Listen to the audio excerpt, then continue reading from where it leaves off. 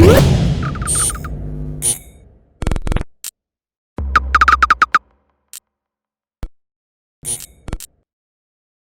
is Chandler for Boxing Social in association with Betfred, and I'm delighted to be joined by Grainne Walsh. First and foremost, Grainne, how are you doing? I'm good, thanks. Delighted to be on. Thanks for having me on. And just reporting from my house because I haven't really left my house since the start of lockdown. So, yeah.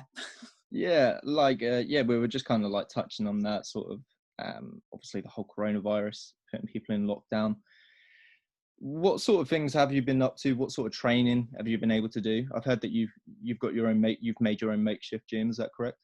Yeah, well, just before the lockdown actually started, we have a shed out the back of our house, like a good big area, but it was literally piled high with rubbish that just kept getting piled on top for the last like 20 years, I'd say. So we were lucky to get to the dump just before the lockdown and dispose of all the rubbish. So we ended up finding out that we actually have a load of gym equipment and stuff that we never even knew we had, like a squat rack, a bench. And then when my boxing club closed, I just got a bag out with the club and a couple of weights and medicine balls and that kind of thing. So I have everything I need. And then obviously with the good weather and stuff, I've been outside running and doing most of my workouts outside, to be honest. So I can't really complain. The only thing the main part I'm missing is the contact side of things. So obviously sparring and fighting and that. But I think we'll all just have to take back seat in that department for a while and just wait till it's safe to do so.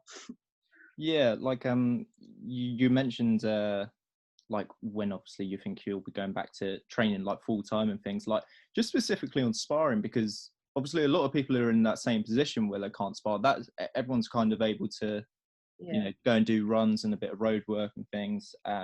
But compared to when we're talking about sparring, when do you think sparring will really be allowed?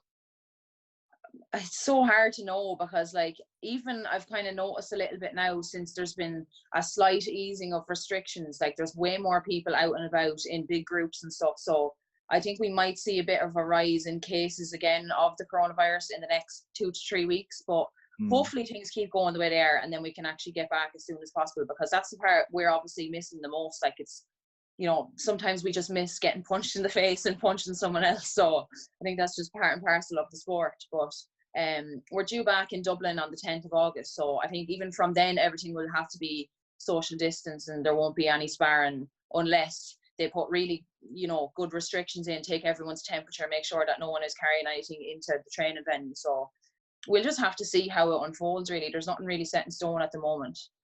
Yeah, I think the testing is like quite a big thing. Like what is the situation like where you are? Like you said, like is it just the people who you've seen on like social media and things like that, are they being a bit more relaxed about it, or is it just generally more relaxed overnight? Even when I'd be popping out to the shops and stuff, like going for the food shopping or whatever, like it has eased slightly here. So from the 18th of May, there was like, not most businesses, but a lot of businesses could go back to work. And like you could meet with your friends up to groups of 4 people outdoors. And obviously with good weather, like I think people have kind of been meeting with more than 4 people outdoors. I suppose outdoors is not too bad because you have the fresh air and everything. But I just think social media, I suppose you kind of see everything on social media really, with like parties and everything going on. So I don't know, I'm just hoping that, as I said, things can just make a steady progression so that everyone can get back to normal at some stage, or some sort of normal. Yeah, definitely look forward to just the return of normality, really. So yeah, what I wanted to talk about with you today is obviously go back to the start of your career. Understand that you actually played football beforehand.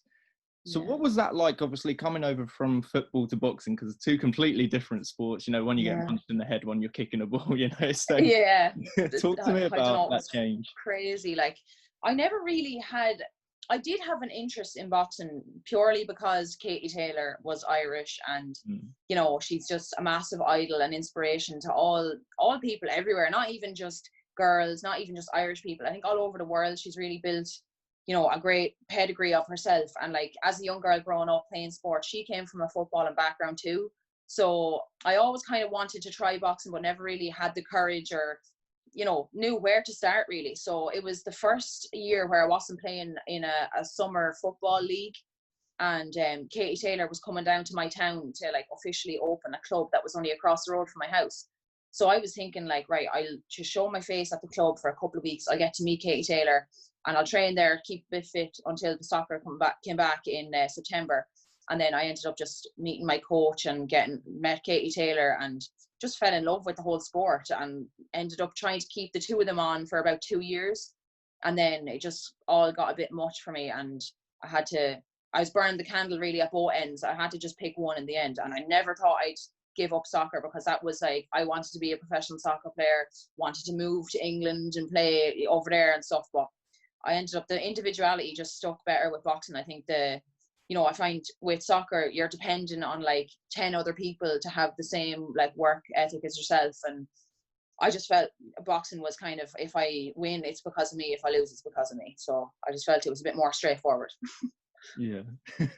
Yeah. You obviously mentioned Katie Taylor, like she's, renowned for all the accomplishments that she's achieved, undisputed, so many accolades on the amateur level. How pleasing and inspirational is it to see, obviously, her flying the flag, not just for Ireland, but for women's boxing? Yeah, like she's one of the main reasons that women's boxing is even in the Olympics now. So I have to, obviously everyone's very thankful for her, and even now as a pro, she's opening so many doors. So God knows by the time I turn pro where it will have reached, because even with the amateur, the level has gone up so much in amateur now compared to when she first started out, because there's more and more people getting involved, more women getting involved. There's more recognition for women in sport and in boxing. So I don't know, like, yeah, you need kind of role models like that, positive role models. And obviously because she's Irish and I could just relate to her a bit more. So I don't know, yeah, became a bit of a fan and then just decided to chase the dream that she had as well. So I'm kind of in mid-quest of that dream. Have you, because I think you said that you were at the opening of her gym, weren't you? So have you spoken to her a fair amount? Has she shared any advice with you? Yeah, well, so when I first met her, it was just before she went to London. She was only home from the World Championships. She won her 5th consecutive world title, sorry. And then she came down to the club down here in Tullamore, where I'm from. And I went to meet her, whatever. And then when she came home from London, the Olympics, obviously with the gold medal, I went to see her again. Like there was like 20,000 people in her hometown. So I went to see her then. And then within 4 years, I was on the team with her going to the next Olympic qualifier.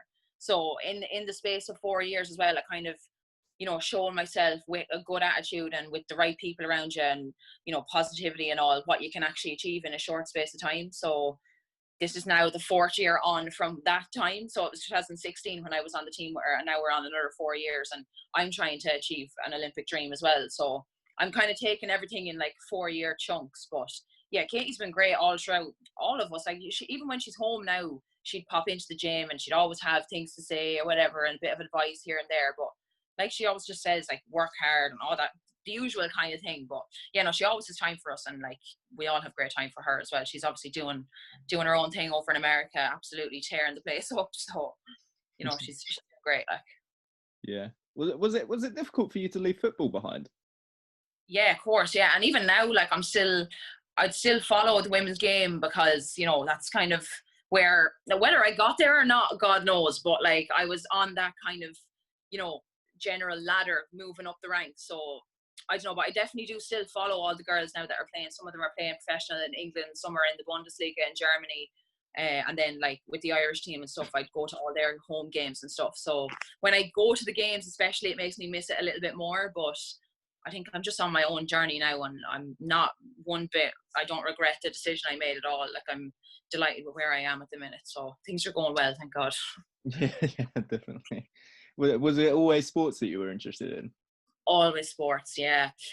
Like I did a bit of studying. So I studied in university for 2 years before I became full-time on the Irish team. I was studying languages, so random. So I was studying Italian and German. When people hear that now, they're like, what the hell? But yeah, I was studying languages because I actually worked in Italy, like in kind of like a summer camp thing on a campsite for 2 years, like 2 different summers.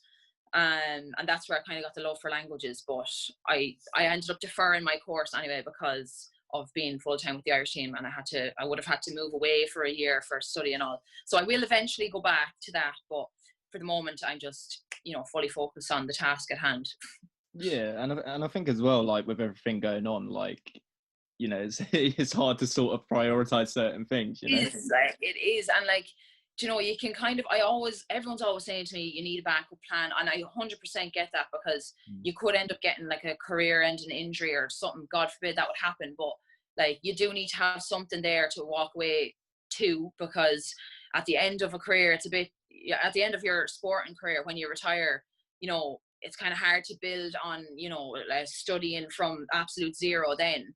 But at the same time, when you are training so hard and stuff, it is so hard to split your time between training and studying and all. It is a bit kind of all up in the air, but it is important as well to have something to fall back on, because sport is, quite unpredictable sometimes as well. Yeah, definitely. Yeah, it's like that. There's that famous Ali quote, isn't there, where he says like to obviously get a backup plan. Or can't remember the specific quotes. Maybe I shouldn't have mentioned it, but yeah. Yeah, no, it is important though. Yeah, definitely. At what point did let's actually just talk about obviously the past sort of like 4 years since you got into boxing, and sort of what you've accomplished and the experience of everything that you have gone on to achieve. Yeah, so I first actually started after I met Katie Taylor. That's when I started in 2012. So back then I was obviously very novice, just getting into the sport. Didn't really, think there was much chance of like Olympic level, but I tried my best and I was putting the head down. I was getting little opportunities here and there. I was taking fights as often as they were coming up, because I needed the experience. Obviously I was 16 when I started, so I felt like I had a bit of catching up to do in terms of other girls who were like maybe 3 and 4 starting when their dad was getting them to spar and everything else. So there was no real history of boxing in my family. So then in 2016 I was sent to the World Championships, where Katie Taylor was as well.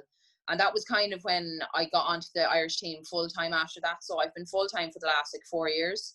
And I've won 2 medals. So last year I won European Games bronze over in Minsk, and then in 2017 I won bronze as well in the European Unions. So yeah, it's been going well. I've been steadily climbing up the ranks bit by bit, but I think like the Olympics for me being postponed is actually suiting me down to the ground, because it gives me an extra year to learn. And then I got an injury at the start of the year as well that kind of set me back a good bit, so giving me that extra year is music to my ears. I was delighted when the whole thing was postponed, whereas some other people were like, oh God, no, I don't want to lose another year of my youth or whatever else. So it kind of is, the people have different views on the whole postponement, but for me, it's actually suited me down to the ground. Yeah, like at what point did the Olympics sort of come onto your radar? Like, has it always been your aim to reach the Olympics, which, considered the pinnacle of amateur boxing? Yeah. Oh yeah, it definitely is the pinnacle. Like, so obviously Katie Taylor getting the Olympics, helping to get the Olympics get women's boxing into the Olympics there was only 3 weights. So this was actually to be the first Olympics where there was 69 and 57 involved for women. So beforehand, I never really seen it as anything too realistic, because there was 51, 60 kilos and 75, and I was like 69, so I was really in the middle between. There was a 15 kilo gap between 60 and 75.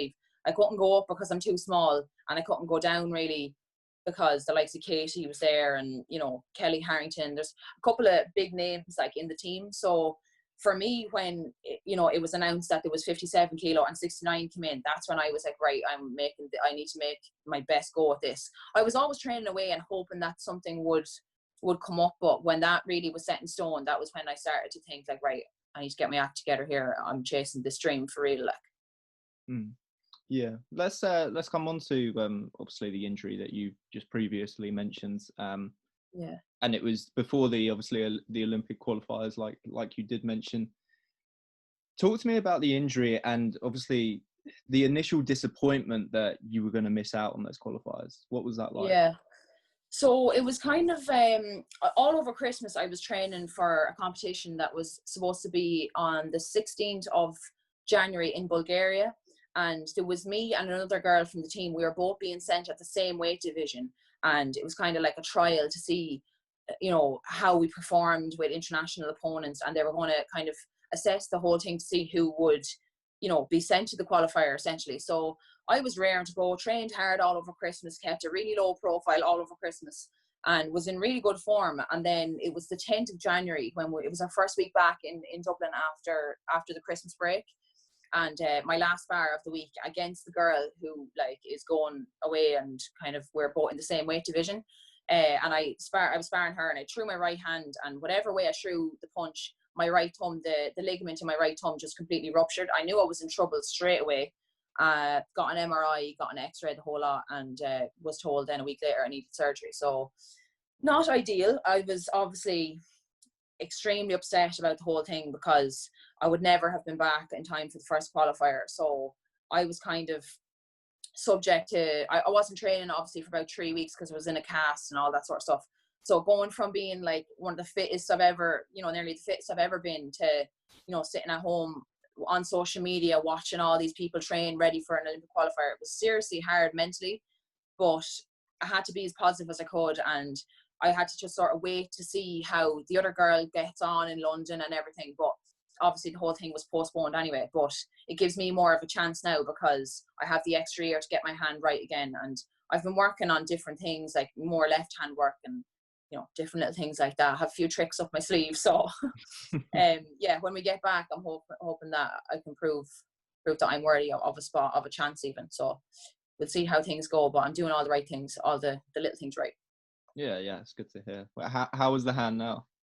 Yeah, it's flying actually. I'm still doing like a lot of rehab work, and even like work with putty in my hand just to strengthen up the ligament. But it's doing really well. Obviously the main test will be when I actually spar against someone, because when you're doing a bit of pads or like bag and stuff, you can kind of half control it to an extent. But when you're against someone and moving target and stuff, it is a bit more unpredictable. But I definitely feel like it's going from strength to strength, and I'm taping it well and everything. So things are going well, thank God.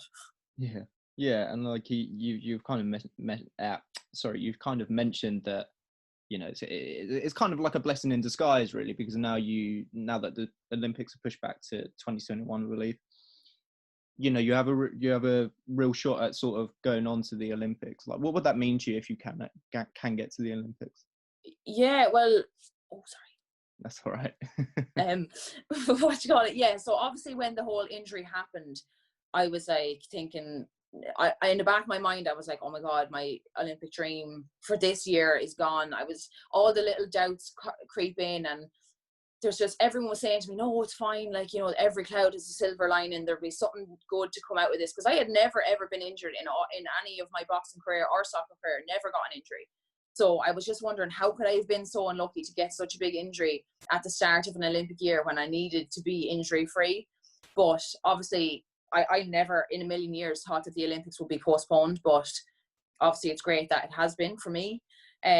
So, coming from a point of view of this January, finding out that could have been the whole Olympics could have been gone, to then finding out that it's postponed. If I was to go and qualify then, like, it would just be such an unbelievable feeling after thinking that the whole thing was just being swept away from me, really.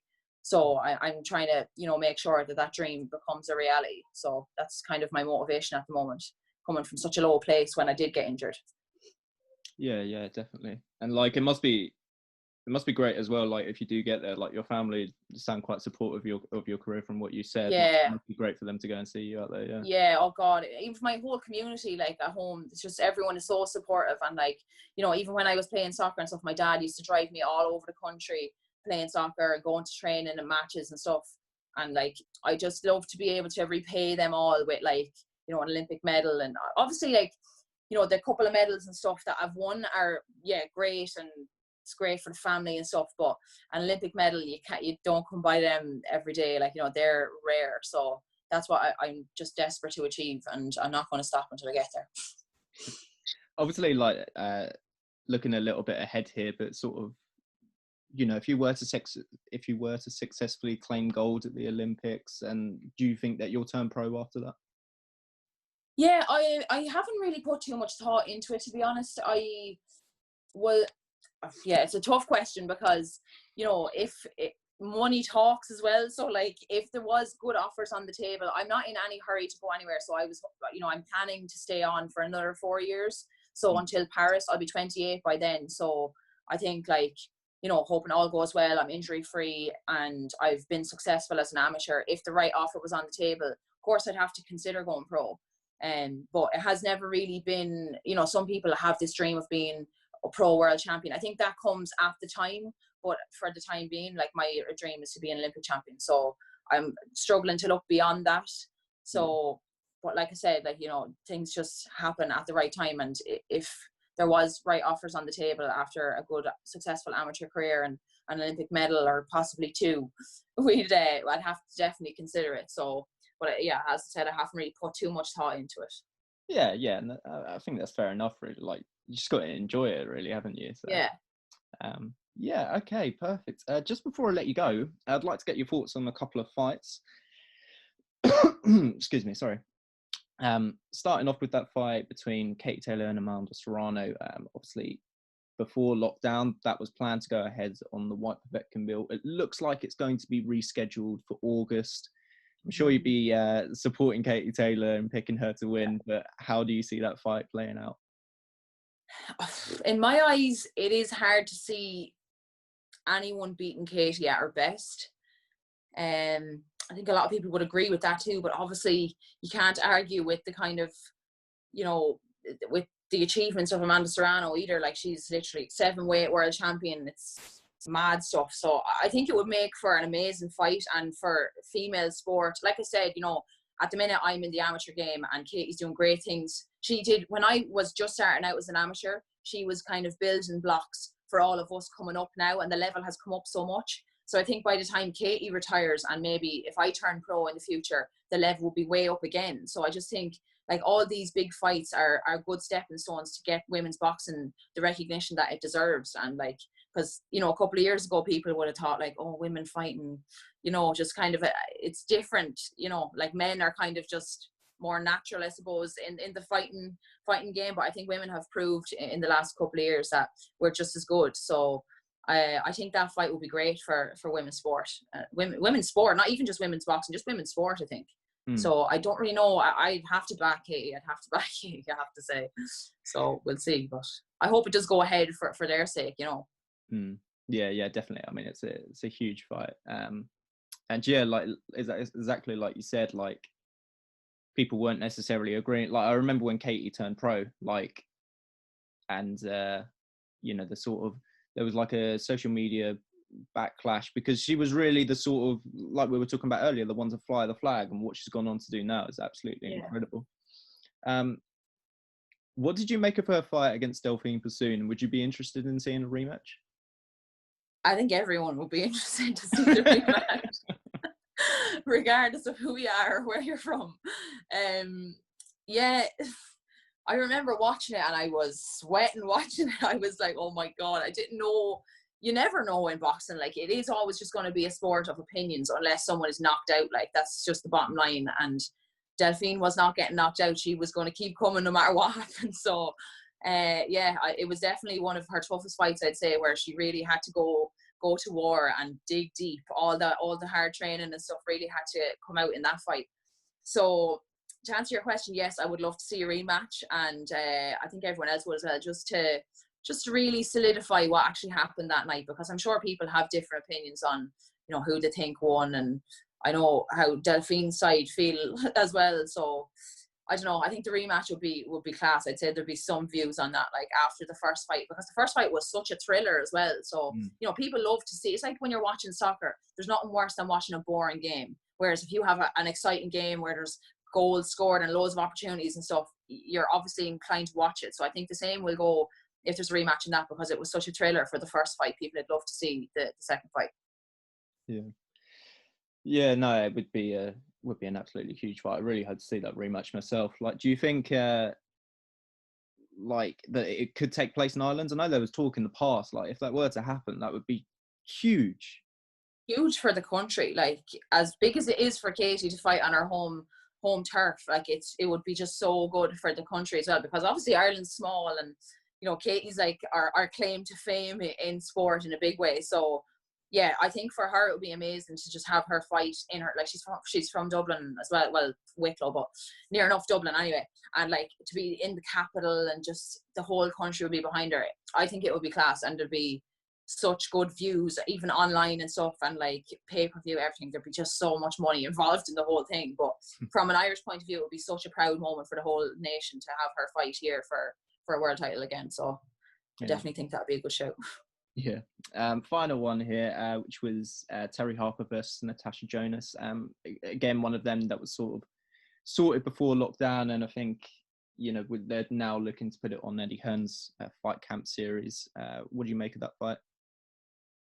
Yeah, like, again, it's another interesting fight, and you know, having the fight solidified before lockdown, and then the whole schedule is kind of turned on its head. It's a tough one to call as well. I don't know. I think Natasha Jonas has so much experience as well, and obviously she's had a tough loss as a pro as well to, what's that girl's name? Vivian Obanov. Yes. I said it right. Yes. Yeah, that's right. Yeah.